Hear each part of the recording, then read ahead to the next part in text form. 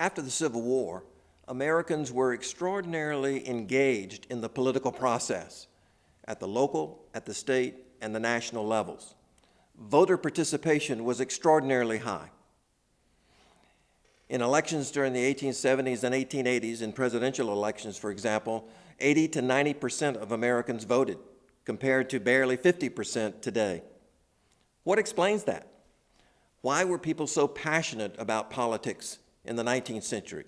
Why were they so eager to exercise their rights as citizens? Of course, in the 19th century, women could not vote, so political activity was limited to males in terms of voting and running for office.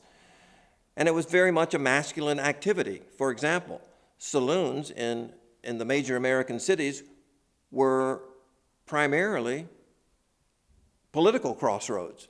Saloons were used widely in political campaigns to gather followers, to report results, to stimulate political energies. Of course, unlike today, there was no national television, there was no computer, there was no internet, there was not the immediacy of communication that there is today. Politics was more local and grassroots. Politics was also theatrical. It was a form of entertainment. When elections occurred, the political parties got out the vote by having people parade down the street, by paying them to come out and vote, which was illegal, but it was commonplace. Also, political parties distributed liquor very freely in order to entice people to the voting booth. Politics was also a very dynamic activity because of what was called the spoils system. Local and state politicians, and at the federal level as well, when they won a victory, they rewarded their supporters by giving them a government job. At the same time, politics was a visceral activity in the 1860s, 70s, and 80s because of the proximity of the Civil War to political life in the post-war era. Americans voted as they shot, as they said in the 1870s, which meant that the Republicans very frequently waved the bloody shirt, which meant that they proclaimed that Democrats were the party of the Confederacy, the party of slavery, the party of secession, encouraging people to vote not so much based on the particular issues, but based on party loyalties and party history associated with the Civil War.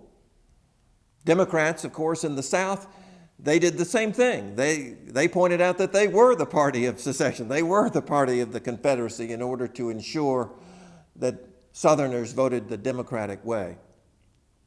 Another reason that people participated in politics at the presidential level so actively in the late 19th century was that the parties were so evenly divided that only a few votes could determine the outcome of the election. So people went to the polls knowing that their vote was truly going to count because the political balance between Democrats and Republicans was so evenly split.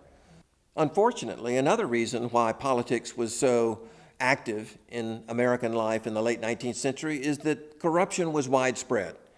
In fact, the Republican Party actually split in two because the corruption alienated so many members of its party.